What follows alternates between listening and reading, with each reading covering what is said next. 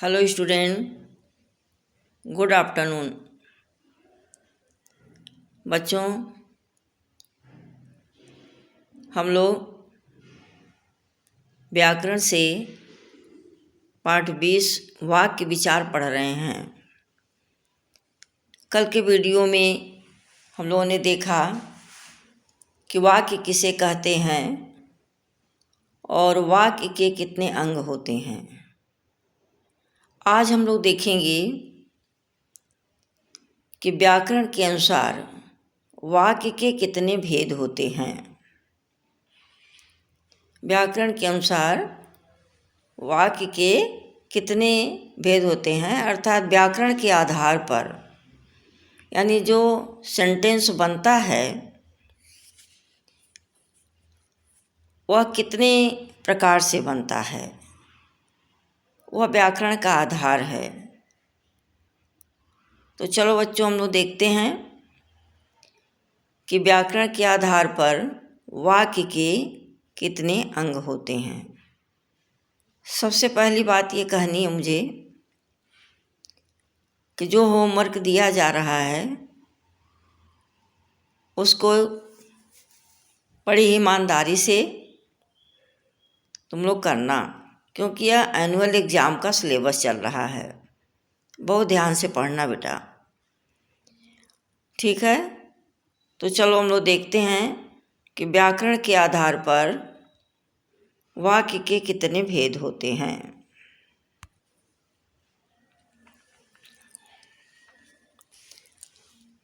व्याकरण के आधार पर वाक्य दो प्रकार के होते हैं।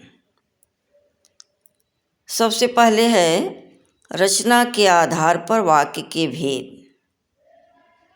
व्याकरण के आधार पर वाक्य दो प्रकार के होते हैं।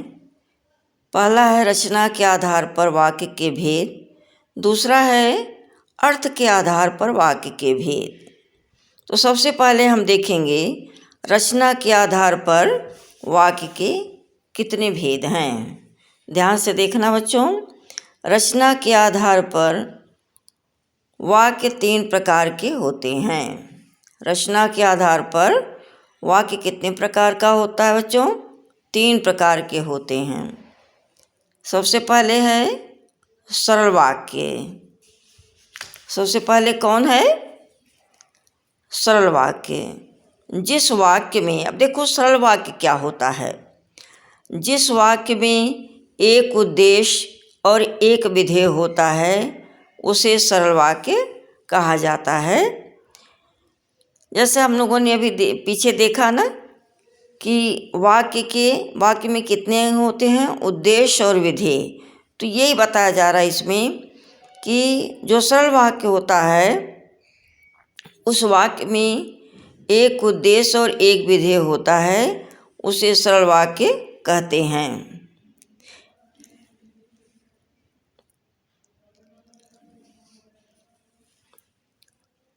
इसमें कभी कभी कर्म भी होता है और उद्देश्य भी एक से अधिक हो सकते हैं। आगे देखो, जैसे सुभाष चंद्र बोस नेताजी कहलाते थे।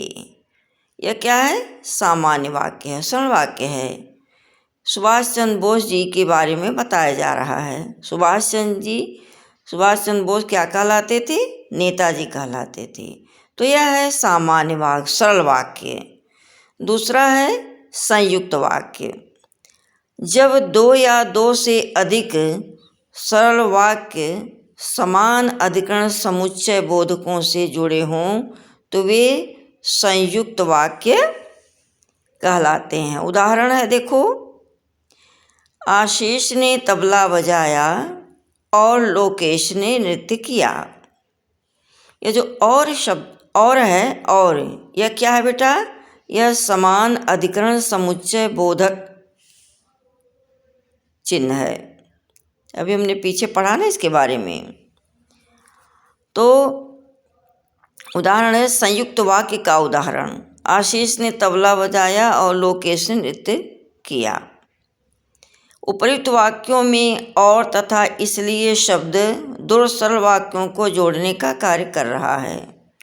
अब तीसरा वाक्य देखो बच्चों, मिश्रित वाक्य है। जिस वाक्य में एक प्रधान उपवाक्य और दूसरा या दूसरे आश्रित उपवाक्य हो वह मिश्रित वाक्य कहा जाता है। उदाहरण है, जैसे ही नाटिका खत्म हुई वैसे ही सब लोग चले गए। क्या दिया है? उपर्युक्त वाक्य में जैसे ही नाटिका खत्म हुई तथा वह सबका प्रिय होता है। जैसे है ना, देखो, जो मधुर भाषी होता है वह सबका प्रिय होता है। उपर्युक्त वाक्यों में जैसे ही नाटिका खत्म हुई तथा वह सबका प्रिय होता है, ये प्रधान उपवाक्य है तथा बाकी वाक्य आश्रित वाक्य हैं। समझ में आया? मिश्रित वाक्य क्या है? जिस वाक्य में एक प्रधान उपवाक्य होता है और दूसरा आश्रित वाक्य। जैसे ही नाटिका खत्म हुई प्रधान वाक्य है, वैसे ही सब लोग चले गए, यह है आश्रित वाक्य।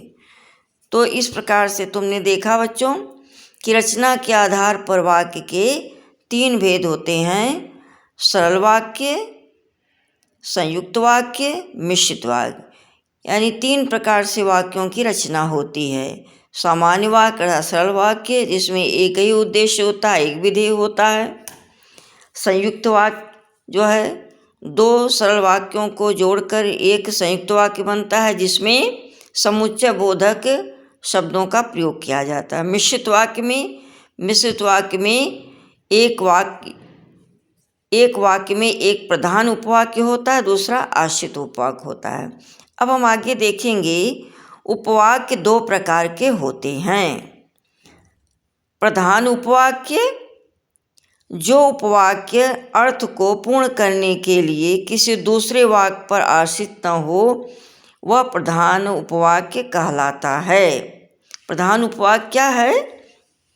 जो उपवाक्य अर्थ को पूर्ण करने के लिए किसी दूसरे वाक्य पर आश्रित नहीं होता वह वाक्य प्रधान उपवाक्य कहलाता है। जैसे श्रीपाल ने कहा कि मेरी नानी बीमार है। प्रस्तुत वाक्य में श्रीपाल ने कहा प्रधान उपवाक्य है। यदि प्रश्न किया जाए कि श्रीपाल ने क्या कहा तो पूर्ण उत्तर मिलेगा कि मेरी नानी बीमार है। अतः श्रीपाल ने कहा प्रधान उपवाक्य है। आश्रित उपवाक्य क्या है? जो उपवाक्य अधूरा होता है तथा अपने अर्थ के लिए दूसरे पर आश्रित होता है उसे हम आश्रित उपवाक्य कहते हैं। उदाहरण है, हो सकता है हम कल नई कार खरीदें। हो सकता है हम कल नई कार खरीदें।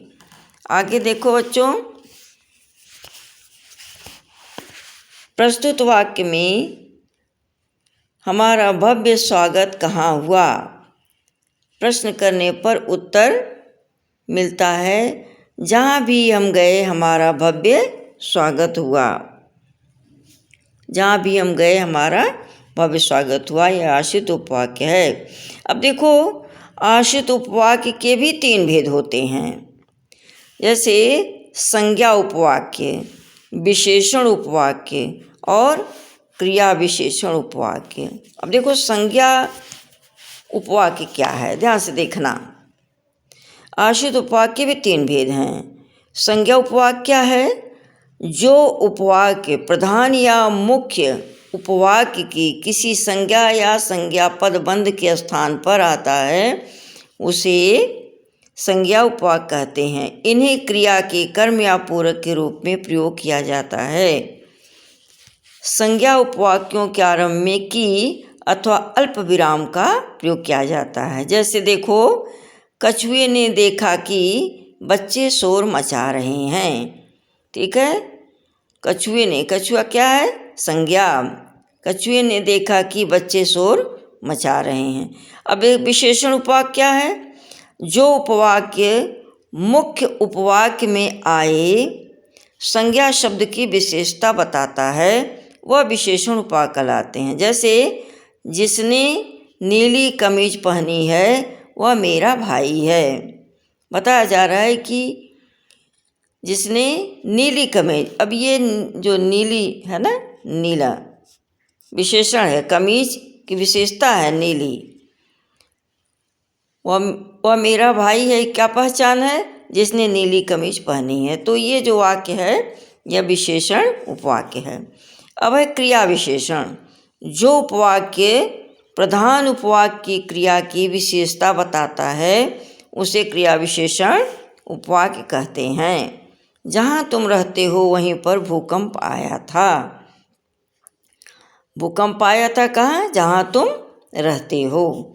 तो आज हम लोगों ने देखा बच्चों कि वाक्य के कितने भेद होते हैं। सबसे पहले उन्होंने देखा व्याकरण के आधार पर वाक्य दो प्रकार के होते हैं, रचना के आधार पर और अर्थ के आधार पर। अब आज हम लोगों ने देखा रचना के आधार पर वाक्य के भेद, सरल वाक्य, संयुक्त वाक्य, मिश्रित वाक्य। और हमने देखा कि उपवाक्य भी दो प्रकार का होता है, प्रधान उपवाक्य, आश्रित वाक्य। बच्चों हमें पूरा विश्वास है कि तुम्हें समझ में आया होगा। ठीक है बच्चों, अब आगे हम लोग आगे का भाग, आगे का जो अर्थ के आधार पर वाक्य के भेद हैं इसको हम लोग आगे पढ़ेंगे। Thank you student.